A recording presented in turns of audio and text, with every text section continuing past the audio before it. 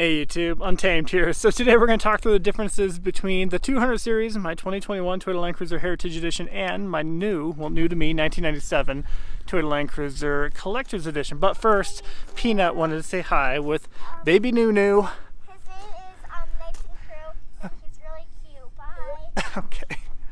Crushed it, Peanut. Crushed it. Alright, let's talk Land Cruiser. So the 200 series here, of course, is the latest generation that we got in the United States. It does sport the 5.7 liter V8, and we kind of got limited options, right? We got the base model, which was about $86,000 and some change. Then you got the Heritage Edition, that was $80,000. We got another. It's just okay. Alright, utter chaos all the time. Have 4 kids, they said. It'd be fun, they said. So, alright, so Land Cruiser, you get the base model, $86,000 and some change, and of course the Heritage Edition, which is a few $1,000s more, at $89,000 and some change. This one in particular does have the third row option, only offered in 2021 for the Heritage, and that was right around $91,000 and some change.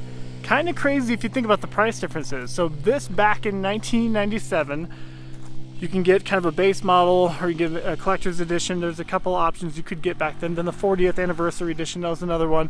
But this particular one was about $49,000, $500, about just under $50,000 back in 1997.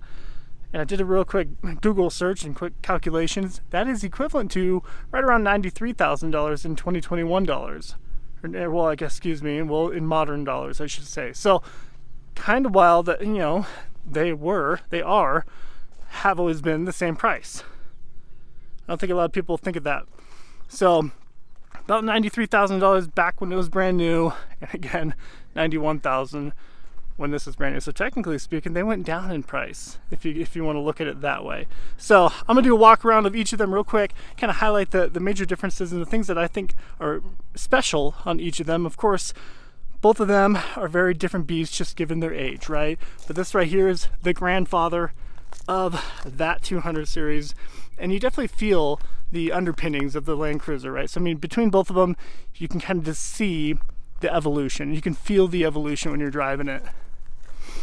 This one does have a 4.5 liter inline 6-cylinder platform, and it is super quiet and super smooth, even for having 167,000 miles on it at this point.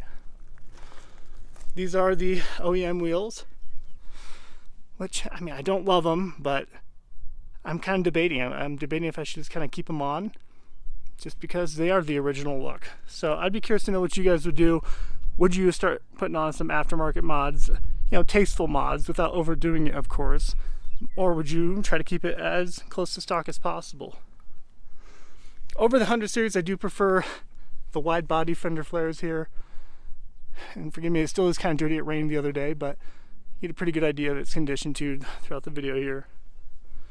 That little badge there kind of helps spike it up a little bit in price back in the day.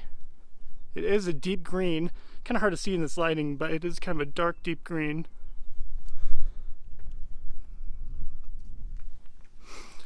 But yeah, compared to the 100 series, I love the stance of it. I love the wide fender flares. I think that looks pretty cool. And especially think back in 1997, there weren't too many vehicles rolling around with wide fender flares right from factory and looking like this. And even this was a very simplistic look back in the 90s. It does not have that little the rear spoiler as an option. And something that's always made the Land Cruiser great is that full-time 4-wheel drive, which we get in both, of course. But holistically, you kind of have a very similar silhouette, a very similar design, right? Side profile here.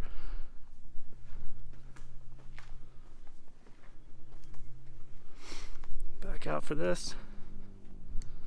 So it's always kind of remained a very, very buttermilk basic looking design SUV, but again, very large. And even when you put this next to it, I saw a photo the other day of a 3rd gen Toyota 4Runner next to this. So a late 90s 4Runner right next to the late 90s Land Cruiser here, and this was massive by comparison.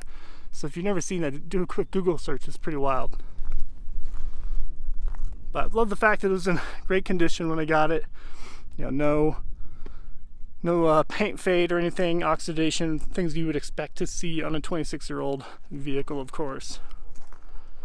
I love the fact that they have this rear sliding window out back. Such a unique thing. You never see that, right? So it's pretty cool. And look how just nostalgic this tail lamp looks. I mean, it screams 90s for sure.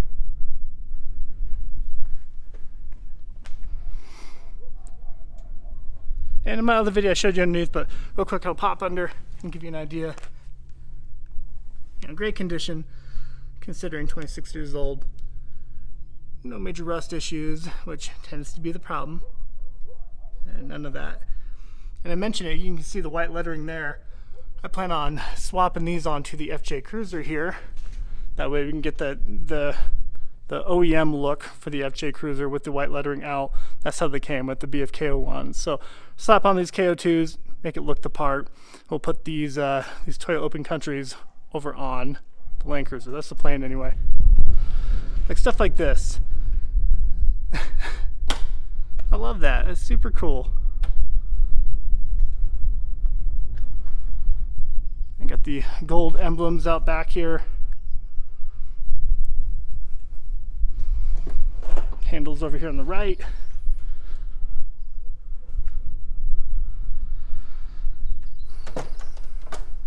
And that split tailgate really is something that has always made the Land Cruiser special. Well, I guess until now, right? We get the 300 series that is offered in other places of the world, but not here in the US. And they got rid of that, so they just have the single typical rear hatch.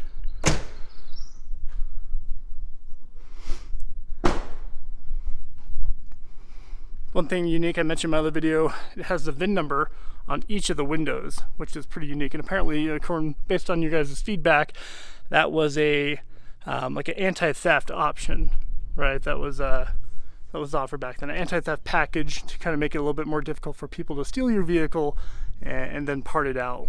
So I'm not sure exactly how. I think it's just, so people can identify it. It's kind of weird for the windows though, but that is what it was.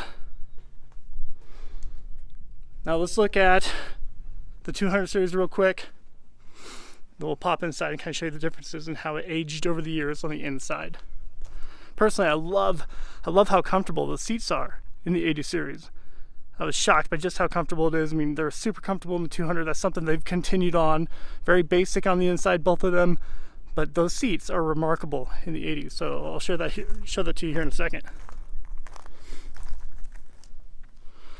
So it being the Heritage Edition, we got a number of darkened accents all throughout. You get the headlights that have the darkened headlight housing, darkened chrome bits, that bronze chrome up front, and of course those bronze BBS forged wheels.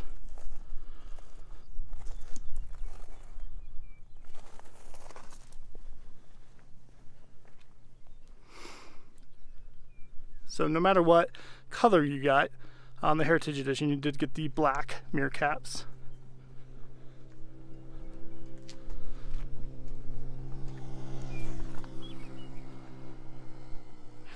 Just ripping. It did come with the rather cheap Yakima Mega Warrior roof basket, but it's a part of the OEM look, so I kind of like it. But you guys have seen my other video of me trying to squeak out of the garage here. It fits, but probably by like 2 centimeters, if that. So I'm gonna need to swap out that roof rack if I intend to put on any aftermarket tires, which I want to. I want to put on some Nitto Ridge grapplers or BF Goodrich KO2s to match the other ones, match the FJ anyway. So we'll see. That will have to go if I'm gonna be able to park it in the garage. And I definitely want to be able to park it in the garage. In Wyoming it hails, so we want to make sure we're good.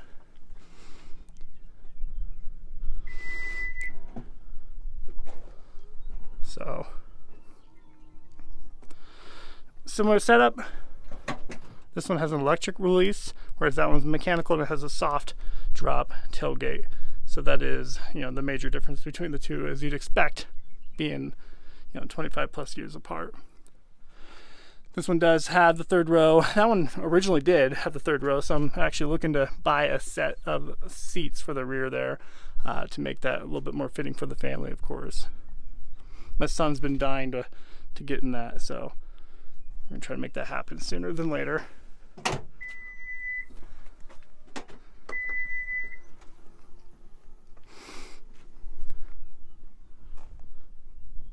Give you a closer look at the BBS wheels. You guys have seen this before if you frequent the channel. All right, let's look at the 80 series interior. So a green carpet, that is not original, I don't believe. I think it's supposed to be dark brown originally. They did a good job. But these seats really are remarkable. I love how comfortable they are to sit in.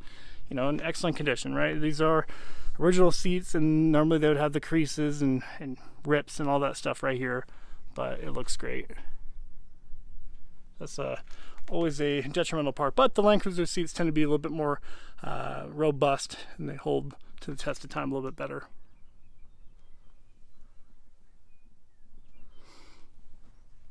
Mentioned in the other video, very short dash. We're talking like 7 inches here, if that, all the way to the front to the window. Kind of a unique thing. Again, it's kind of screaming 90s. Nice steering wheel. The leather is still excellent condition all around the steering wheel. This may have been redone, I'm not sure. It's very nice. That's what makes me think that. Original stereo and everything in here is original. This actually isn't working right now, so I need to figure out what the deal is and try to fix that. No lockers in this one. You could have opted to get the triple locked version of the 80 series, but this one does not have that.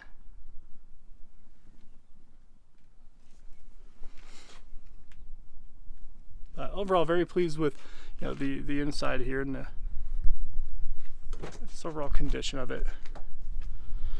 Like I mentioned, buying an 80 series is always, I don't know, it's kind of a roll of the dice a little bit. You don't really know what you're going to get, especially if you buy it from afar. This piece here is broken, but I do have the top piece. It's up there in the center console. But I mean, there's so many of these that are just beat up, rusted out. By the way, this is where you would find one of your lockers right here. And just you can get them for pretty cheap nowadays, right? You can get them, well, I say cheap loosely, if you get one that's kind of beat up, right? If you get one that has a bunch of rust underneath it, some issues, and 250,000 miles, I'm sure you can comfortably pay right around that $10,000 to $12,000 mark. I'm pretty confident. But I mean, is it worth it? I mean, you're going to be, unless you're the type to really get in the garage and start turning wrenches and really starting to rehab it, which is fun for some people if you have the time. And of course, you guys know me, I got 29 kids, so doing that kind of stuff, although I enjoy it, I gotta kind of balance it a little bit better, so I'm not tucked away in the garage the whole entire day, every day. So these are the KO2s, 285 75 16s. That's what we have here. The same exact tires size on the FJ. So to me, I think it is worth bucking up, another $5,000-$10,000 or more to get a perfect condition one that you're not going to have much of a headache, a better starting point to really build off of and make it your own. So that's my stance on it. You won't have to deal with all the headache and issues of trying to fix it, and rust is something you really can't get away from, unfortunately. So all right, let me show you the inside of the Heritage here.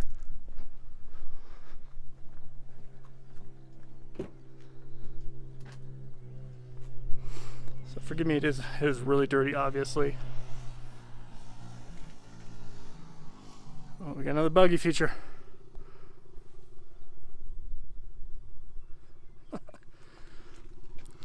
All right, so black leather interior, super plush to the feel, and very, very soft.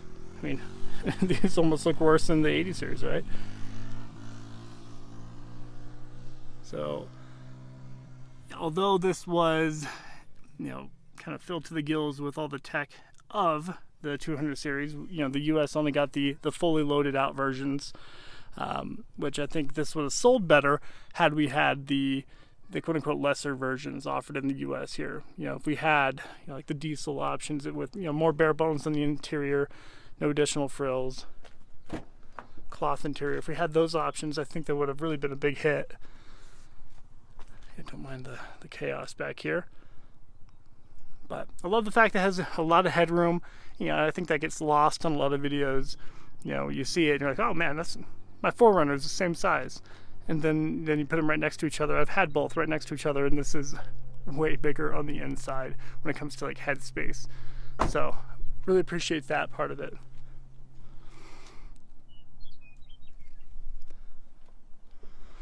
At the end of the day, both of them have their perks for sure. There's a lot of charm with the 80 series, of course. And I have a great level of pride driving both of them. Driving down the street, you feel good driving a Land Cruiser no matter what. And there is something about having that 80 series. So definitely appreciate the feel of driving that. I love the fact that, assuming I keep it in nice condition and however long, whether it's 2 weeks, you guys know me, or 2 years, the value of the 80 series is only going to go up from here. So there's always that nice peace of mind, assuming I keep it nice and I don't put 50,000 miles on it, right? So I love that. Both these are Japanese legends, built out of Japan and built to last. And unfortunately, we're just not seeing that with modern vehicles, right? They build them to last 5 to 10 years. And that's just not a Land Cruiser. Land Cruiser is built to last that 25 plus years with minimal maintenance. And I love that. Rugged body on frame design vehicles that really give you the greatest peace of mind. I tell you what, if you ever find yourself caught in a rainstorm or whatever it is, severe weather, nothing will ever offer you the same level of confidence that a Land Cruiser does. It is so planted, and it just feels remarkable. And this is coming from someone who's had a number of trucks. I've had Toyota Tundras, right? The V8, the current one, and the older one. Had Ford Raptors. Nothing gives you the same level of confidence as the Land Cruiser here. So I made this video entirely too long. If you stuck it out with me the whole time, appreciate you as always. And let me know if you have any questions. Until next time.